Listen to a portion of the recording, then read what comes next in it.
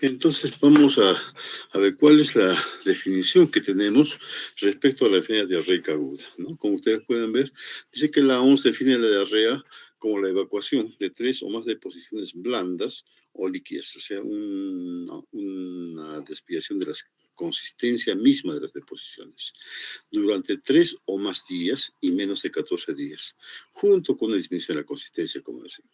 Esa es la definición que nos hace la OMS. La Academia Americana de Pediatría además dice que la gastroenteritis, como también la conocemos, la enfermedad diarreica aguda, es una enfermedad de inicio rápido con o sin síntomas y signos adicionales como náuseas, vómitos, fiebre o dolor abdominal. ¿Ya? Entonces está bien claro. ¿Cuándo es diarrea? Cuando existen más de 3 deposiciones y con alteración de la consistencia. Son más blandas o bien son líquidas. Y que están acompañadas con otros signos adicionales como son las náuseas, los vómitos, la fiebre o el dolor abdominal. Bien, entonces, es la definición que tenemos actualmente de lo que es diarrea. ¿Por qué nos interesa conocer o saber en detalle lo que es la diarrea, ¿no? La enfermedad diarreica aguda? Porque juntamente con las iras son la principal causa de mortalidad, ¿no? Sobre todo en los niños menores de 5 años. Pero más importancia les damos entonces a los menores de 1 año. ¿Ya? ¿Y por qué? ¿Cuál es la razón? ¿No? Es que tanto la EDA como las iras o la desnutrición van a incidir profundamente en lo que es el crecimiento y el desarrollo del niño. ¿Ya? Hasta hace unos 20 años, dice, hasta hace 20 años, todos los casos de diarrea hospital tenían un manejo que les digo, era sui generis ese manejo. ¿Ya? ¿Por qué? Porque teníamos que un niño que estaba con diarrea inmediatamente entraba en dieta, o sea, no se les daba comida a los niñitos. ¿Se dan cuenta? ¿Ya? Entonces, lo que se llama el reposo intestinal, como ustedes pueden ver. ¿No? Y empleamos de forma indiscriminada todo tipo de antibióticos, antidiarreicos, para el dolor abdominal, para los vómitos, etcétera, ¿no? Entonces, con los últimos estudios, que se han hecho durante las décadas pasadas, ha cambiado totalmente el panorama, ¿ya? Respecto a lo que es la enfermedad diarreica aguda. Tal como hemos visto entonces, los organismos internacionales dijeron, a ver, un gran problema de los niños es la diarrea. Entonces crearemos un programa de control de la enfermedad diarreica aguda o el SEDA. ¿Listo? Ya, entonces, al igual que se hizo con la anemia, ¿no es cierto? O al igual como se tomó en cuenta el control de niños sanos, también se realizaron numerosas investigaciones. ¿Listo?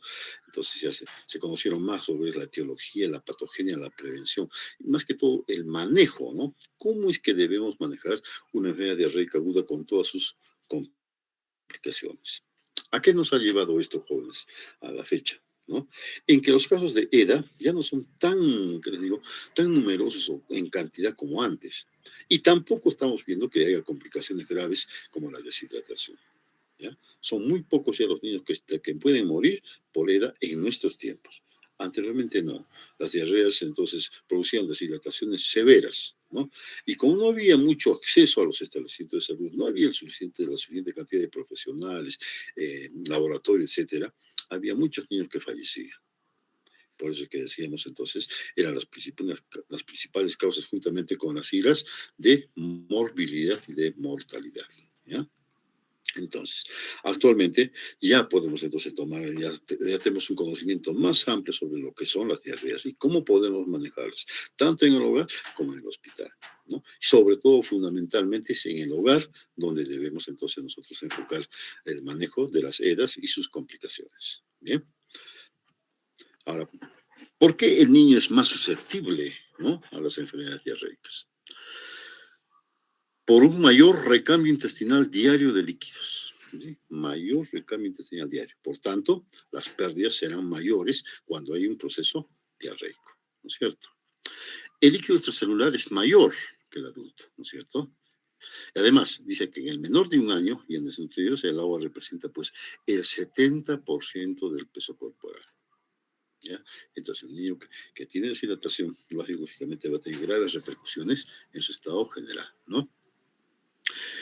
Como es un niño todavía pequeñito y sabemos que su sistema inmunológico está en desarrollo, entonces no tiene los suficientes anticuerpos protectores como ya tienen los niños mayores.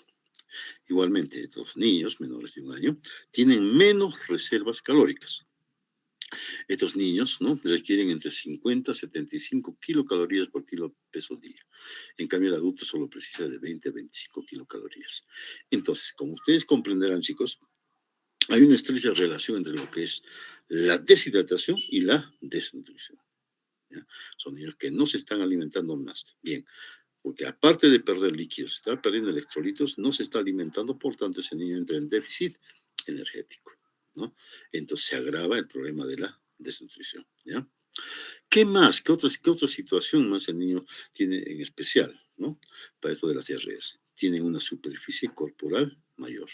Por tanto, son más susceptibles a las pérdidas insensibles, ¿ya?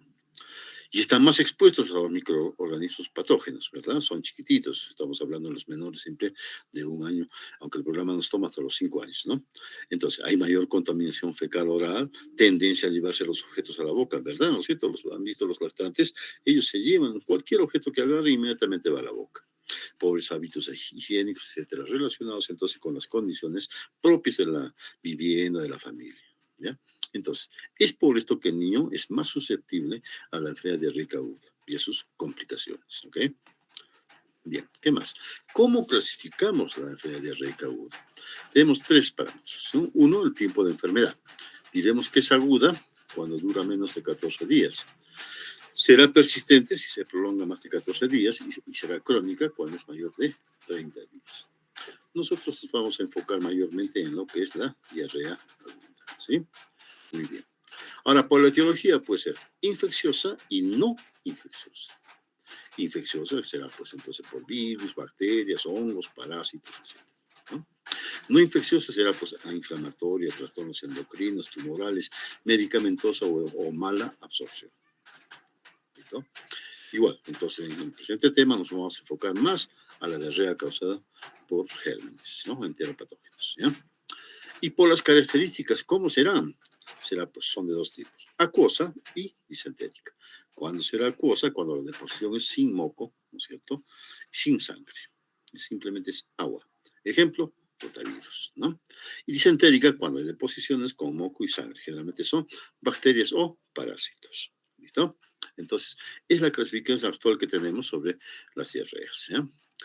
Sin embargo, desde el punto de vista didáctico, podemos dividirlos entonces en síndromes clínicos, ¿ya?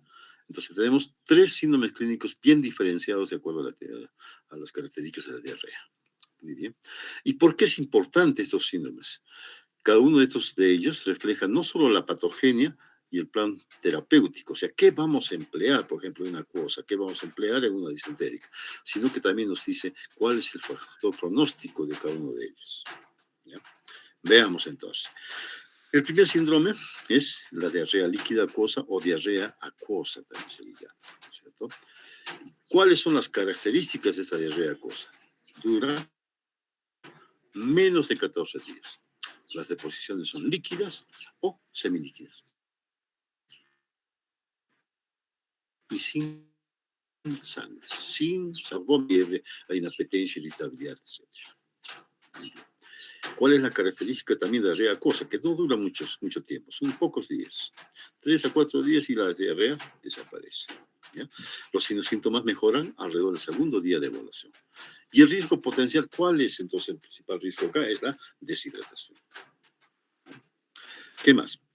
Casi todos los gérmenes enteropatógenos pueden ser, ¿no? Pueden cursar con diarrea acuosa. Pero más que todo, y esto es importante, chicos, cuando hablamos de diarrea acuosa pensamos inmediatamente, en primer lugar, en el rotavirus. Luego la Escherichia coli enterotoxigénica, la Escherichia cólica enteropatógena, el Cristóporidis y Salmonella, ¿ya? Salmonella, por decirles como un comentario, existe muchos casos de salmonella en nuestro medio, ¿no? Sabemos que salmonella es más característica, digamos, de los climas más templados, ¿no? ¿Ya? Pero acá en nuestro medio sí existe, ¿no? Bastantes casos de salmonella. Hubo una década, les digo, en que había muchísimos casos de salmonella que venían ¿de dónde? De Ayapiri, ¿ya? De la provincia de Melgar. Hicimos un estudio, por lo menos se trató de averiguar, y era que el agua venía contaminada con salmonella. Se tomaron todas las previsiones y ha bajado, ¿no?, la incidencia de salmonella en Ayapiri, ¿ya? Muy bien. Entonces, ¿Qué otra característica más de la diarrea acuosa, no es cierto? Ya hemos dicho que aparece principalmente por los rotavirus. Este tipo de diarreas solamente podemos, o la podemos controlar solamente con la terapia de rehidratación oral. No necesitamos otros medicamentos. Solamente es evitar que se deshidrate o bien rehidratar si ya está deshidratado. Punto. ¿Ya? Entonces, la diarrea líquida acuosa es responsable, dice, del 80% de episodios diarreicos y el 35% de todas las muertes. Repito, actualmente ya no hay tantas muertes por enfermedad diarreica aguda, por rotavirus. ¿Ya? Bien, ese es el primer síndrome entonces, diarrea líquida acuosa o líquida aguda o diarrea acuosa. Luego tenemos otro síndrome que es la diarrea disentérica, característico, ¿no? Sangre visible a simple vista en las deposiciones y con moco, un aspecto que les digo claramente llamativo, ¿no? Maloliente, etc. Entonces los chicos están enfermos, ¿no? Están con fiebre, son tóxicos, tienen cólicos, tenesmos en el caso de las shiguelas, por ejemplo, ¿no? Y además va a haber convulsiones, ¿no? O más graves como la deshidratación. ¿Cuáles son los genes principales? Repetimos entonces, tenemos la Shigella, Campylobacter, Escherichia coli enteroinvasiva. Entamé histolítica, repito una vez más, Yersinia y más raramente la Salmonella. ¿Cuál va a ser el enfoque de tratamiento en estos niños? Terapia, rehidratación oral, vigilancia más estrecha y acá sí empleamos los antibióticos. Fíjese entonces, por las mismas características ya estamos viendo cuándo debemos emplear antibióticos y cuándo no. En el primer síndrome es simplemente agua, líquido, ¿no? No es necesario antibiótica. En cambio, en el segundo síndrome disentérico, ya acusa con moco, con sangre fétida, es un aspecto terrible. Ahí sí empleamos los antimicrobianos. Representa, dice, el 10% nada más de todos los episodios diarreicos, pero puede causar unas mayores complicaciones que pueden llevar a la muerte del niño. Felizmente es un aspecto que ya está superado. ¿Ya? Y por último, la diarrea persistente, que es una enfermedad que comienza como una diarrea líquida acuosa o con disentería, pero que ya dura más de 14 días. ¿Listo? Hay pérdida marcada de peso. Ya entonces ya hay un problema, un componente nutricional.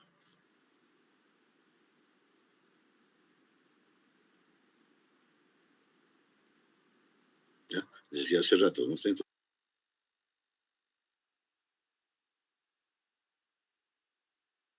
La etiología. Representa el 10% de casos, pero ocasiona, fíjese, hasta el 50% de muertes. ¿Ya? ¿Cuáles son los factores que van a intervenir, por ejemplo, para la diarrea persistente? Será la destrucción en primer lugar, la inmunocompetencia y las condiciones sanitarias, ¿ya? O las conductas inadecuadas en manejo de las diarreas agudas, ¿cierto? Cuando la mamá va donde donde el farmacéutico, va donde el técnico sanitario, inmediatamente le dan pues antibióticos, ¿no? Uso indiscriminado de antibióticos, ¿cierto? Y como decíamos al principio, cuando nosotros decíamos a los papás, no hay que entrar en reposo intestinal, no le va a hacer nada, solamente agüita, nada más, y agua con sal todavía, ¿no? ¿Listo? Entonces otro factor para que se presente diarrea persistente. Como digo, pues solamente vamos a hacer la diarrea aguda. Bien. La etiología es amplia y variada, como verán ustedes. Hemos hablado de factores no infecciosos, que son un 10%, y factores infecciosos, que son del 90%. Entre los no infecciosos tenemos los fármacos, ¿no? Como los laxantes, los antiácidos, la colchicina, la levotiroxina, antibióticos digitáricos, etc. Y una serie de enfermedades o síndromes, el síndrome intestino irritable, la enfermedad inflamatoria intestinal, el cáncer de colon, la colitis, la enfermedad de Crohn, etcétera, etcétera. Pero más nos enfocaremos entonces a la etiología infecciosa. Bacterias, parásitos y virus. Son bastantes, como ven, ¿no? Campylobacter, que es el principal causa en adultos, Salmonella, ¿no? Shigella, muy común en nuestro medio por si acaso, las disenterías bacilares, ¿no? La Escherichia coli, el vibrio, cólera, ¿no es cierto? El Clostridium difficile, ¿ya?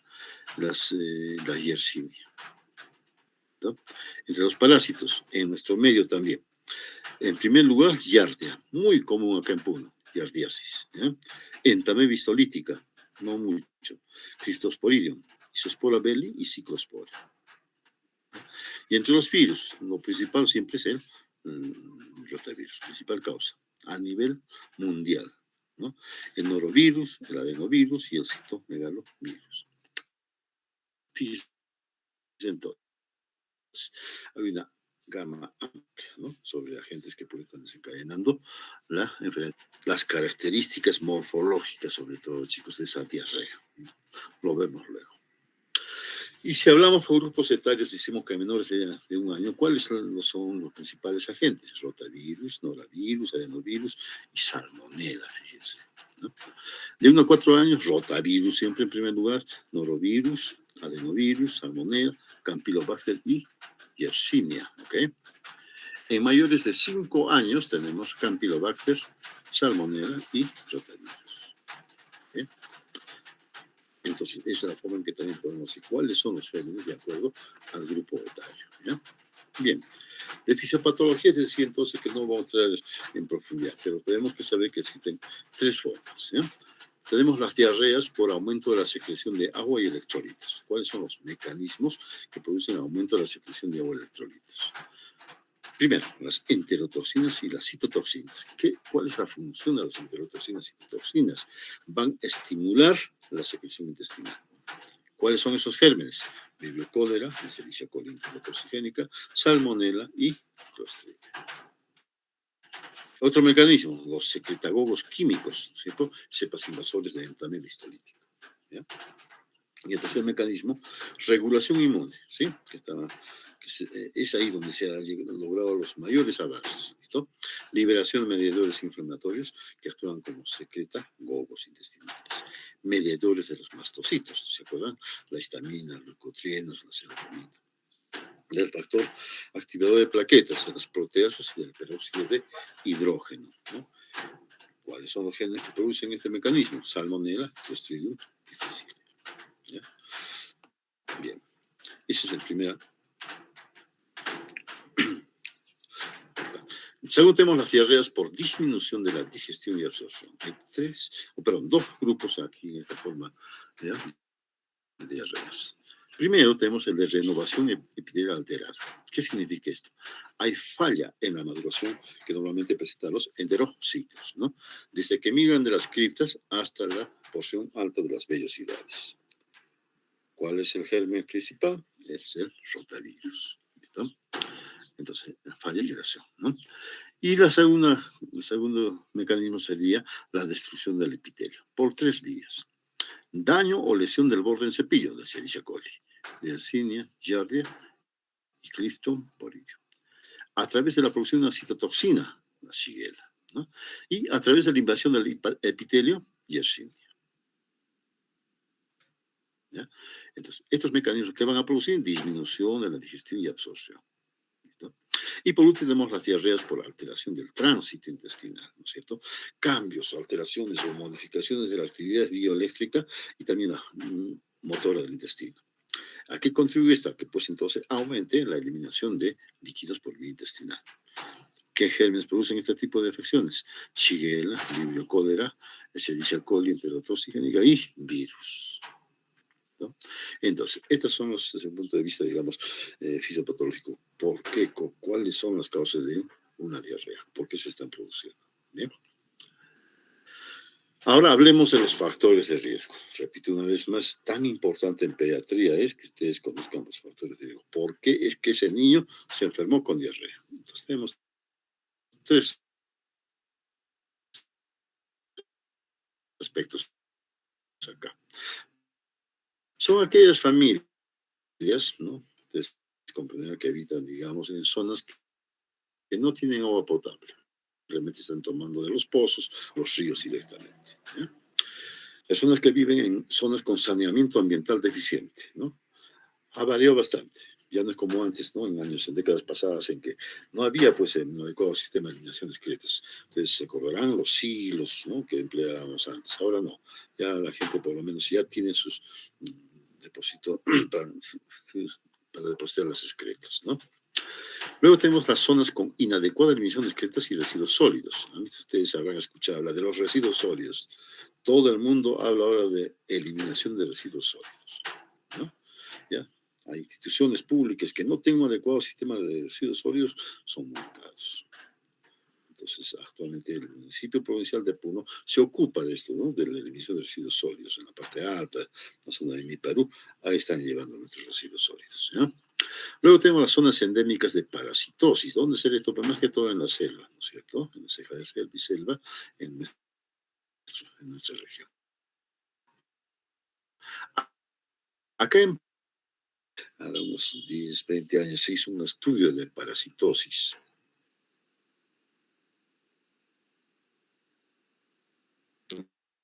De 70% en la población que estaba a orillas de la población que vivía en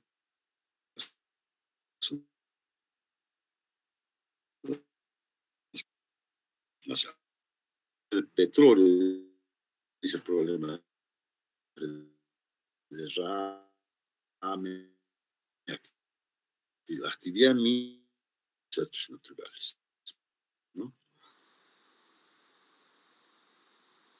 Han visto lo que está de salud pública. Estamos rifados, pues, ¿no? Primero ha sido la pandemia, luego justicia en el hogar de la niña y del niño. Importantísimo, ¿no? ¿No? Hacinamiento. Todavía tenemos este grave problema. Han visto ustedes, o no habrán conocido, en el campo sobre todo, una habitación o dos habitaciones sirven para todo, ¿no? Dormitorio, cocina, parque criadero de los cuyes, etc. ¿Ya? Zonas endémicas de zoonosis, ¿verdad?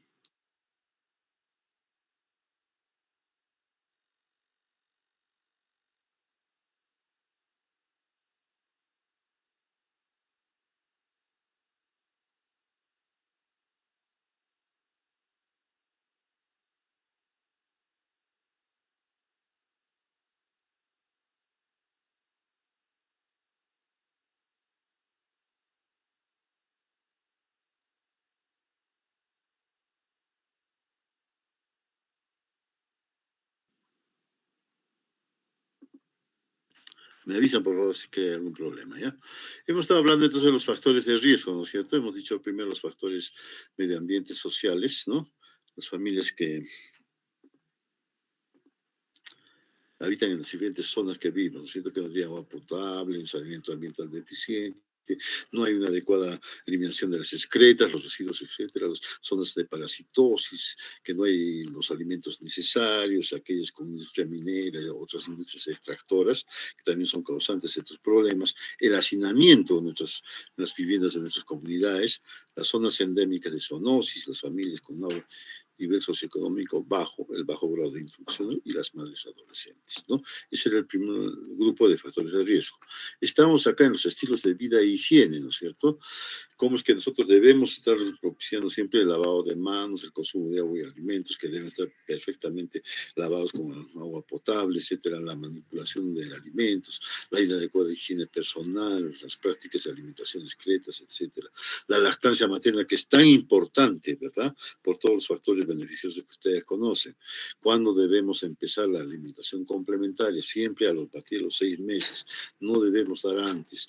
La vacunación, que es, habrá que convencer a los papás de que tienen que vacunar sí o sí a sus niños, no usar en lo posible los biberones o fórmulas infantiles, solamente en casos necesarios, como vimos cuando hablamos de lactancia mixta, ¿sí? Introducción temprana de leche de origen animal o vegetal, no introducir leche de vaca antes del año de edad, el contacto cercano con un paciente con diarrea, los viajes a lugares donde hay mucha incidencia de diarrea, ¿no? Sobre todo en aquellas zonas endémicas, ¿ya? Otros factores de riesgo, tenemos los factores relacionados a la persona misma. ¿Quiénes? Los niños y niñas menores de 2 años son más expuestos a las diarreas, ¿ya? Los niños que están con desnutrición o anemia en cualquier grado, y aquellos niños que tienen algún tipo de inmunodéficit primario o adquirido. Y por último, como factores de riesgo, tenemos los factores hereditarios. Los niños que tienen antecedentes de alergias, enfermedad inflamatoria intestinal, enfermedad celíaca, o el llamado síndrome de intestino corto. ¿Ya? Entonces, fíjense, es una amplia gama de factores de riesgo que hay que tomar en cuenta en nuestros niños. No solamente para diarrea, sino para cualquier otra afección. ¿Cómo es el cuadro? ¿Cómo vamos a hacer el diagnóstico? Entonces, primero será por el cuadro clínico, ¿cierto? ¿Cuáles son las manifestaciones clínicas de una diarrea? En el aparato digestivo tendremos entonces la diarrea misma, las náuseas o vómitos, el dolor abdominal, ¿no? Los gases tan frecuentes en nuestro medio, el meteorismo, ¿no? Si se le hinchado la barriga, doctor, ¿qué hago? Desesperadamente vienen las mamás. El pujo y el tenesmo, ¿propios de qué enfermedad, chicos, se acuerdan? De la shigelosis, ¿no? Las disenterías, ¿ya? Pujo y tenesmo. Como síntomas generales en específico tenemos la fiebre, decaimiento, inapetencia, convulsiones, puede ser por la misma deshidratación. ¿Y qué tipo de deshidratación tiene que puede producir convulsiones? ¿No? Son las deshidrataciones hipertónicas, ¿no? Y de deshidratación, que lo vamos a ver con más detalle nosotros esto, ¿ya? En una clase aparte. Ahí vamos ya avanzando. ¿Qué vamos a tomar en cuenta? El sensorio alterado puede ser un niño irritable o por el contrario puede estar decaído, puede estar con tendencia al sueño, puede estar en letargia, puede estar en coma, la sed aumentada, el signo del pliegue, que también se llama el signo del lienzo húmedo, ¿no? Por reducción de la turgencia, la fontanela que está deprimida, la mucosa oral, la lengua seca, el llanto sin lágrimas, los ojos hundidos, taquicardia, pérdida de peso, llenado capilar lento, disminución, etcétera, etcétera, que lo vemos con calma luego, ¿ya? Entonces, estas son las manifestaciones clínicas en un niño que está con diarrea, ¿ok? Muy bien. Entonces, ¿cómo evaluamos a este niño que está con diarrea? Entonces, ¿para qué evaluamos en forma, al que le digo, minuciosa? Para determinar la naturaleza y las características de la diarrea, ¿ya? La presencia o no de deshidratación y otros problemas que puedan estar relacionados.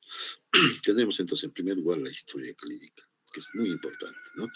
¿Qué debemos consignar en la historia clínica? La fecha, hora exacta de admisión, ¿no? Cómo está entrando, a qué hora empezó, no, a qué hora entró y cómo entró, ¿sí? El tiempo de enfermedad, cuántos días ya está enfermo. Las características físicas, sobre todo de las deposiciones, ¿no? Dijimos la consistencia, la frecuencia, etcétera, ¿ya? La cantidad. Las fiebre o la presencia de convulsiones. Si ustedes preguntan, ¿no es cierto? Están en la anamnesis, preguntan, dice, a ver, señora, ¿ha convulsionado fiebre? ¿Desde cuándo tiene y cómo tuvo la fiebre? ¿Con qué lo ha tratado la fiebre? Etcétera. La orina, importantísimo. Señora, ¿a qué hora ha orinado? ¿Hoy día orinó? ¿O cuánto orinó más o menos? ¿Poquito, harto, demasiado? No, las características, el color mismo, ¿no? Los líquidos que le dieron la mamá desde el momento que empezó la diarrea hasta que lo lleva a consulta, ¿listo? De la enfermedad, el tipo, la cantidad de líquidos que le han dado. Realmente nuestro medio, ¿qué les da? Matecito, ¿no? La terapia medicamentosa, dice, ¿no? ¿Qué medicamento se le ha dado? Bueno, que la mamá va directamente a la farmacia y ya le dan el Bactrim, por decirlo, ¿no es cierto? ¿No? La automedicación, qué antidiarreicos, qué le han dado para el dolor, etcétera. ¿Listo? Y los antecedentes epidemiológicos. Señora, ¿dónde vive usted? ¿Cómo es su casa? ¿Tiene luz? ¿Tiene agua? ¿Tiene agua? ¿Cómo elimina sus excretas? Etcétera. Ya. Ahí no voy a incidir mucho porque ustedes ya son tromes en esto, ¿no es cierto? Historia clínica. La segunda parte será el examen del paciente, un examen físico completo, ¿ya? ¿Qué vamos a, en qué vamos a incidir cuando hacemos el examen del paciente? En los signos de deshidratación, ¿ya? ¿Cuáles son esos signos que ya lo vamos a ver luego? ¿Listo? Muy bien, entonces es la manera que estamos evaluando, ¿no es cierto? Primero, la parte de el aspecto clínico, ¿no es cierto? La historia y el examen físico del paciente. Pero también entonces es importante conocer que cuando hablamos de diagnóstico, ¿no? De una enfermedad diarreica aguda, lo tenemos que hacer en toda su dimensión, ¿ya? O sea, integral. Es decir, un diagnóstico etiológico, un diagnóstico fisiopatológico y un diagnóstico nosológico. ¿Listo? ¿Cómo hacemos entonces el diagnóstico etiológico? Si pensamos que es virus, ¿qué habrá que hacer? La serie de exámenes que ustedes ya conocen, microscopía electrónica, inmunofluorescencia, cultivo podría ser, antígeno viral, fijación de complemento, contrainmunoelectroforesis, radioinmunoensayo, ELISA, los anticuerpos específicos, etcétera. ¿Listo? Entonces, en la enfermedad bacteriana, ¿Qué vamos a hacer? Identificamos las bacterias mediante cultivo, técnicas, ¿no?, serológicas y bioquímicas. Si nosotros hacemos citología fecal, nos puede evitar la presencia de una bacteria enteroinvasora. ¿Cuándo? ¿Cuándo decimos entonces que puede ser de origen bacteriano? Si cuando hacemos esta citología fecal o la reacción inflamatoria que llamamos, se encuentran bastantes polimorfonucleares. ¿Ya? Lo primero que se pide en un centro de salud es reacción inflamatoria. Se toman una muestra de heces del bebito, pues el mismo pañal, se lleva al microscopio y en 5 minutos ya tenemos el resultado, ¿no? Doctor, hay más de 100 leucocitos por campo. Ah, pues esto probablemente, y lo más seguro es que sea bacteriano. Doctor, solamente de 5 a 10 por campo. Ah, no, es un de tipo viral. ¿Listo? Ya. Podemos hacer también el hemograma, ¿no? La biometría hemática. Ah, si es bacteriana será por el leucocitos con neutrofilia, leucopenia, con desvío izquierdo. ¿Ya? Entonces estamos haciendo el diagnóstico etiológico. En los parásitos, ¿qué haremos? Entamoeba histolítica. ¿Cómo identificamos entamoeba? Examen directo por contraste de la materia fecal. Los anticuerpos específicos, reacciones de contenido, electroforesis, de floculación, inhibición de megaretunación y la fluorescencia. La biometría, entonces, hemos dicho que puede ser leucocitos de neutrofilia, sobre todo en los más bebitos. En niños mayores dijimos leucopenia, ¿no? En los más bebitos no van a encontrar leucopenia, van a encontrar leucocitosis y neutrofilia en los primeros días. Giardia lamblia, hemos dicho que es un género muy común en nuestro medio.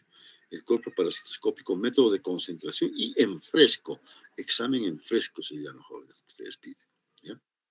Ahí se ve claramente dibujado como la característica morfológica de Giardia lamblia. Ustedes lo han visto, ¿no es cierto? Es como una pera con bastantes ramificaciones, ¿ya? ¿Dónde hacemos este estudio? En el estudio del líquido duodenal y biopsia duodenal. Listo. Por hongos, ¿qué hay que hacer? Examen directo, cultivo sobre todo, ¿no? Cultivo y inoculación en animales. Sin embargo, muchachos, ¿ya?, ¿es necesario hacer todo esto que hemos visto? No. ¿Ya? Solamente nos sirve para, ya pues, tener, ¿qué les digo? A ver, la idea, ¿cuál había sido el germen que produjo la diarrea? ¿Listo? O sea, trabajos de investigación. En Puno se han presentado casos por bacterias, por parásitos, etcétera, ¿no? Pero para nosotros, desde el punto de vista práctico, no es necesario, ¿ya?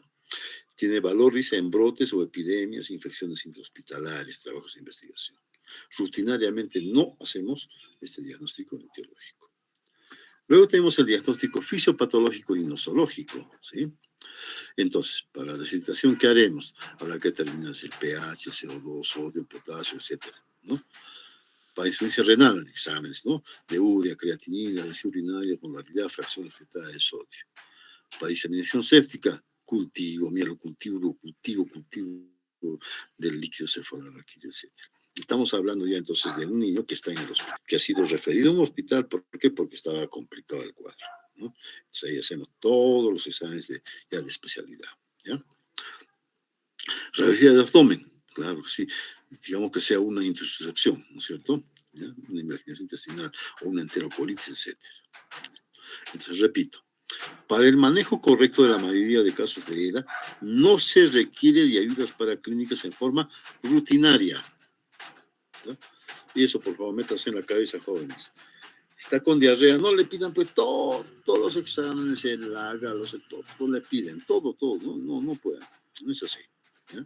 Sabemos por qué. La mayoría de casos se deben a infecciones virales, hemos dicho ya, el 80%, o bacterianas, pero autolimitadas. 3, 4 días suficiente y ya se mejora el niñito. Haremos eso si persiste esas diarreas, persiste la deshidratación, ahí haremos todos estos diagnósticos que estamos viendo. ¿Listo?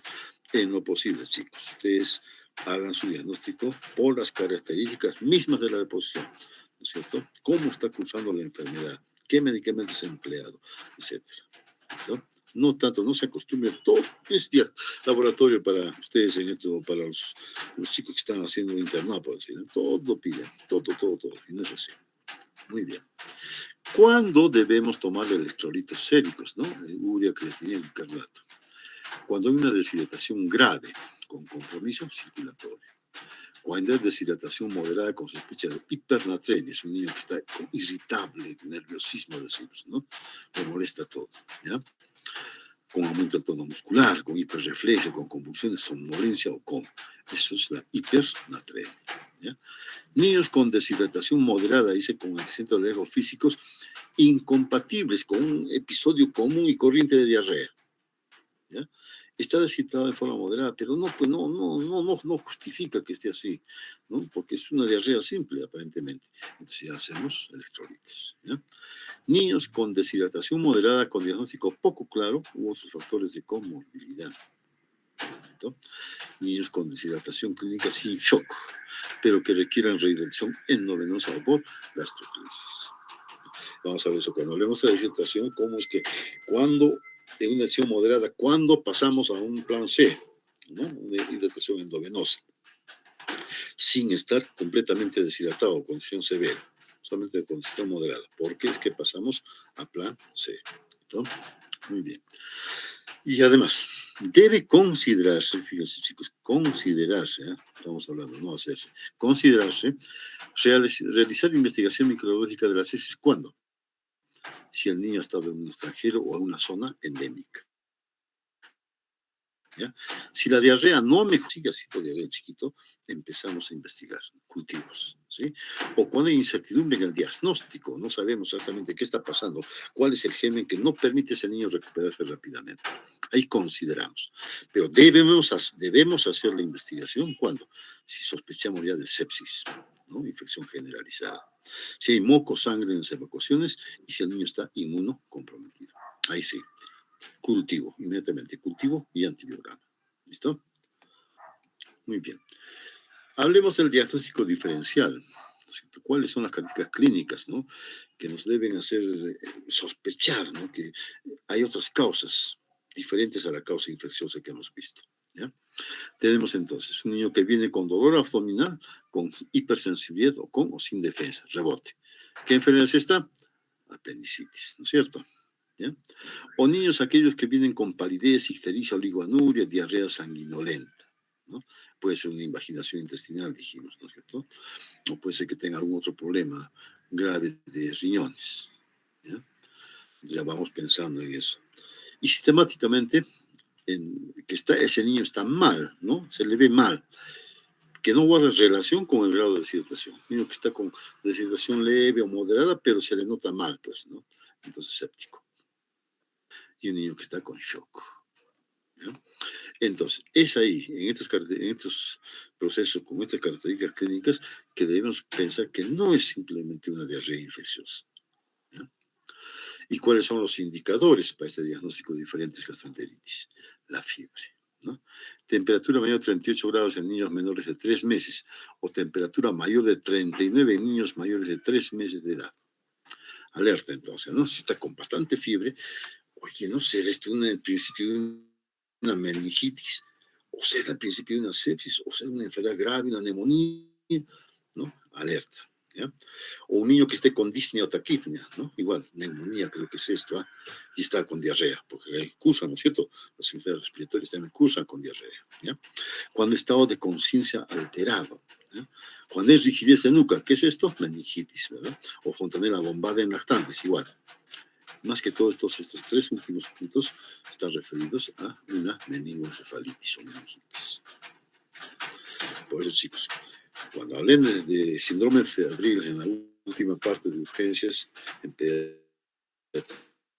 pediatría, vamos a hablar exactamente sobre el síndrome febril. ¿Cómo es que no que es una fiebre banal, simple, o una fiebre ya que puede ser el preludio de una enfermedad grave? Meningitis, por decirlo así. Igualmente, cuando hay res que no blanquea, ¿no es cierto?, de tipo alérgico, entonces, cuando hay sangre o moco en la evacuación, cuando el vómito es biliar, o cuando hay dolor abdominal grave o localizado, o distensión abdominal o rebote. Entonces, si encontramos cualquiera de estos signos, debemos pensar que no siempre puede ser una diarrea de tipo infecciosa. Otros cuadros: meningitis, una intussuscepción, una peritonitis, una apendicitis, etc. ¿Ya? Bien. Entonces, en un niño con diarrea, con o sin vómito, con o sin fiebre, Debemos tomar en cuenta los siguientes diagnósticos diferenciales en prioridad, ¿ya? Infecciones extraintestinales. Una rinofaringitis cursa con diarrea. Una neumonía también puede cursar con diarrea. Infección urinaria también puede cursar con diarrea. ¿Listo? O sea que no siempre es pues, el agente intestinal el que actúa, sino que es manifestación de otro cuadro, ¿ya? Ahora tenemos otro, las diarreas de etiología no infecciosa que habíamos visto, ¿no? La colitis ulcerativa, las alergias de tipo endócrino, medicamentosa, etc. Muy bien. O puede ser manifestación de una intercepción, dijimos, de invaginación intestinal o de una obstrucción intestinal también. En las primeras etapas, ¿no? Entonces siempre debemos pensar que no siempre la diarrea es propia del aparato digestivo, sino que puede ser manifestación extra digestiva. ¿Ok? ¿Cuál es la principal causa en nuestro medio? Las infecciones urinarias, ¿no? Es un niño que está con diarrea y no mejora, caramba, pero sí que ya le he dado medicamentos, me dice que... Y nada, sigue. Y no será una infección urinaria. Inmediatamente piensen ustedes, chicos. ¿Ya? Entonces, digo, a ver, ya a partir de ahora diga, no mejora este niño, puede ser una infección urinaria, ¿no? Entonces eso va a ser entonces el síndrome febril también, ¿ya? Perfecto. Y por último vemos hoy día lo que son las complicaciones. ¿Cuáles son las complicaciones de la enfermedad diarreica? Lo primero es la deshidratación, ¿no? Que la más importante y era la principal causa de muerte, de hospitalización también. Ya no hay muchos casos que hospitalizamos, les cuento, ¿eh? Otra complicación es la desnutrición, ¿no? O sea, varios episodios de diarrea, ¿no es cierto?, que van a condicionar, va a empeorar, ¿no es cierto?, un niño que estaba desnutrido. O sea, hay una estrecha relación entre diarrea y estado nutricional. Eso se llega a un círculo vicioso, ¿no? Va empeorando cada vez más la salud del niño. Hay diarrea, lógicamente agrava la desnutrición. La desnutrición va a producir diarrea y así. Ese círculo vicioso se va perpetuando. Y al final ese niño entra en graves problemas, ¿ya? Otra complicación es la intolerancia a carbohidratos. ¿Por qué? Por la lesión en borde de cepillo, ¿no? Sobre todo hemos dicho en los rotavirus, ¿no? Disminuye la producción de hidralasas, o sea, de la lactasa, ¿no? Por eso que antes había, pues, diarrea, inmediatamente una leche sin lactosa, ¿no? No es así. Entonces, ¿qué es lo que pasa entonces cuando hay esta intolerancia? No se absorben los carbohidratos en la luz intestinal, la lactosa, ¿no es cierto? Al no absorberse, aumenta ¿qué? La carga osmótica, entonces, y eso que atrae más agua hacia la luz, ¿no es cierto? ¿Ya? Entonces, es otra complicación. ¿Cómo se traduce esta intolerancia a carbohidratos? Diarrea aguda, ruidosa y abundante. Una intolerancia tipo parcial y transitoria, mientras dure el proceso, después se normaliza, ¿ya? ¿Cuándo se normaliza? Luego de en unos 3 días, nada más. ¿Qué hacemos? ¿Cuál sería el manejo? En este caso ya anticipan unas fraccionar la ingesta de leche, pero sin necesidad de diluirla, ¿no? Entonces, no le damos ya el mismo volumen, sino disminuimos el volumen y le damos espaciadamente, ¿listo? En casos severos, otro punto que no contenga lactosa, ya les digo, ¿no? Las leches maternizadas. ¿Me están escuchando? ¿Sí? Y tan solo por Sí, unos 5 o doctor. 7 días. Por último, tenemos la intolerancia a glucosa, que es mucho más complicado, ¿no? Es un incremento dramático de las deposiciones, sobre todo cuando damos suero oral. Ustedes saben que las sales tienen glucosa, ¿no? Y otras complicaciones que ya lo van a ver ustedes ya con más detalles son las alteraciones del equilibrio ácido-básico, acidosis o alcalosis, ¿no? El síndrome hemolítico, iatrogenia, etc. Ya, estas son, chicos, las principales complicaciones que tenemos en la enfermedad diarreica. Bien, hasta aquí llegamos, la primera parte. Son 3 partes y bastante amplios este tema, ¿ya? Muy bien. ¿Alguna pregunta, jóvenes? Doctor, disculpe.